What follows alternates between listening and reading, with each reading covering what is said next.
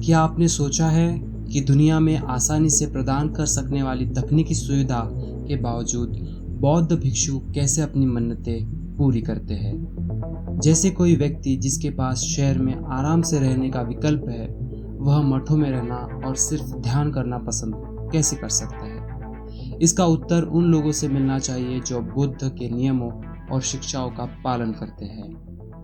इसीलिए हमारे पास यह बौद्ध धर्म के तथ्य की एक सूची है जो आपको उनके धर्म की गहरी समझ प्राप्त करने में मदद कर सकती है। शुरू करने के लिए बौद्ध धर्म अपने अनुयायी को खुद को अलग करने और प्रतिज्ञा करने के लिए सिखाता है, जो उन्हें आत्मज्ञान के लिए अपना मार्ग प्रदान करेगा। तो चलिए जानते हैं बौद्ध धर्म से जुड़े रोचक फैक्ट्स।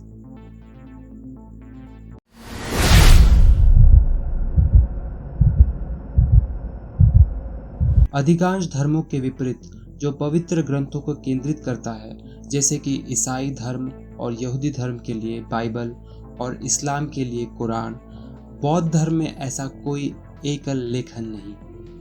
हालांकि बौद्ध बुद्ध वचन को ही मूल बुद्ध की शिक्षाओं को पवित्र मानते हैं।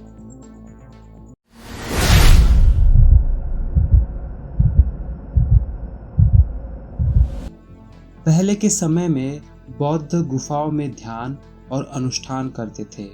इन गुफाओं को पवित्र स्थान माना जाता था और ये ज़्यादातर भारत के दक्षिण पठार में पाए जाते हैं।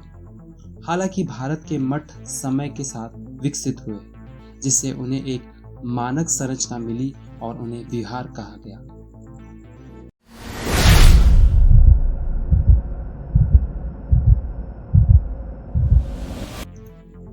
बौद्धों का मानना है कि उनसे पहले अन्य कई व्यक्ति बुद्ध बन गए थे। थेरवाद बौद्ध धर्म में यह लिखता है कि 28 बुद्ध है, जिनमें गौतम बुद्ध अंतिम है, जबकि महायान बौद्ध धर्म विभिन्न अन्य बौद्धों को भी मान्यता देता है।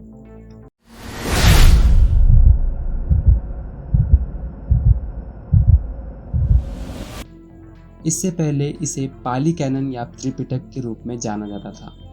गौतम की शिक्षाओं को उनकी मृत्यु के बाद पहले 400 वर्ष में केवल मौखिक रूप से संरक्षित किया गया था। इसे पहली बार 29 ईसा पूर्व में श्रीलंका में चौथी बौद्ध परिषद के दौरान लिखा गया था।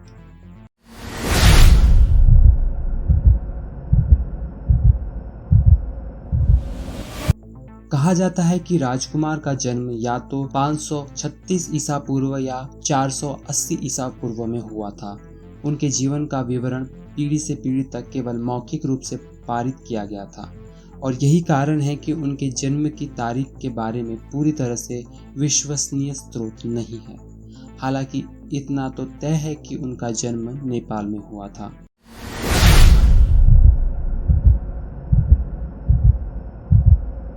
अन्य धार्मिक समूहों की तुलना में बौद्ध की फर्टिलिटी रेट कम है। उनमें से अधिकांश अन्य धर्मों में परिवर्तित है या स्विच कर रहे हैं। यही कारण है कि 2060 तक उनकी आबादी में लगभग 5% की कमी होने की उम्मीद है।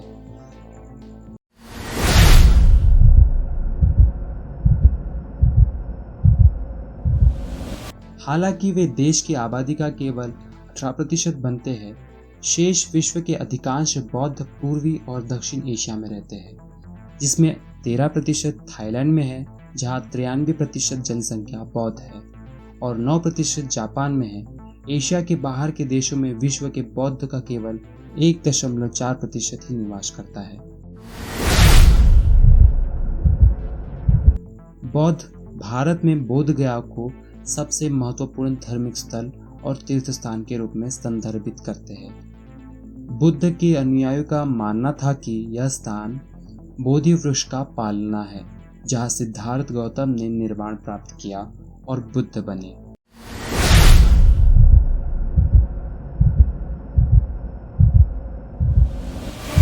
ज़ेन ध्यान एक ऐसा कार्य है जिसमें आप अपने आप को अपने विचारों के साथ शांति से रहने और ब्रह्मांड के भीतर अपने स्थान के बारे में जागरूक होने के लिए प्रशिक्षित करते हैं। वास्तव में बुद्ध ने इस ध्यान के माध्यम से परम ज्ञान प्राप्त किया था।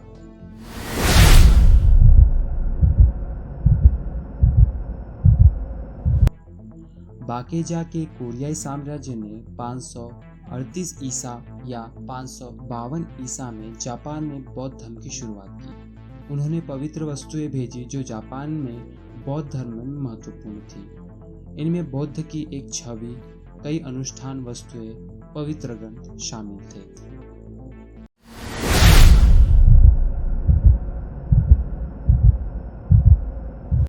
आपको केवल त्रिरत्न में शरण लेनी है और एक समारोह का पालन करना है जिसमें आप 5 उपदेशों को बनाए रखने का संकल्प लेते हैं। हत्या न करना, चोरी न करना, यौन दुराचार न करना, झूठी वाणी से बचना और ऐसे नशा न करना जिससे आपकी जागरूकता कम हो।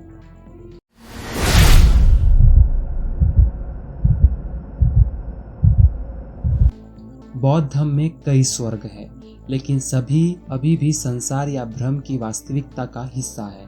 और क्योंकि स्वर्ग अस्थायी है, बौद्ध पुनर्जन्म के चक्र से बचने और ज्ञान या निर्वाण तक पहुंचने पर अधिक ध्यान केंद्रित करते हैं।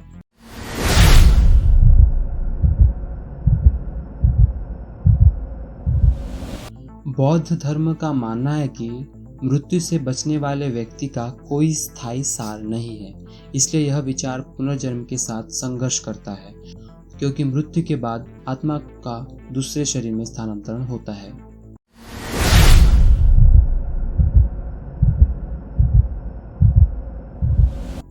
विस्कॉन्सिन मेडिसिन विश्वविद्यालय में एक अन्य अध्ययन में पाया गया है कि ध्यान के दौरान जैन बौद्ध भिक्षु गामा रेडिएशन के रूप में जाने जाने वाली दिमागी तरंगों का एक असाधारण सिंक्रोनाइजेशन दिखता है।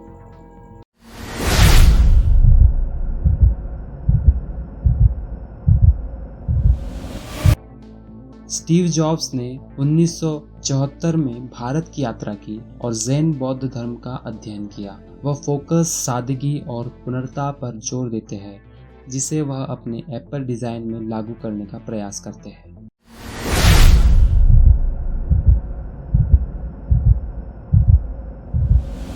गौतम बुद्ध की अंतिम शिक्षाओं में किसी भी जीवित वस्तु में मांस खाने का तिरस्कार शामिल है। उन्होंने यह भी निर्देश दिया कि मांस से छुआ हुआ शाकाहारी भोजन भी खाने से पहले धोना चाहिए।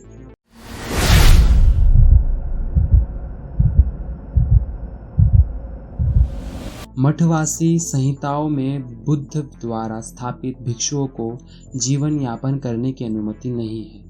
भिक्षुओं की 4 आवश्यकताओं जैसे भोजन, दवा आदि के साथ समर्थन करना आम अनुयायियों की जिम्मेदारी है, लेकिन पैसे नहीं।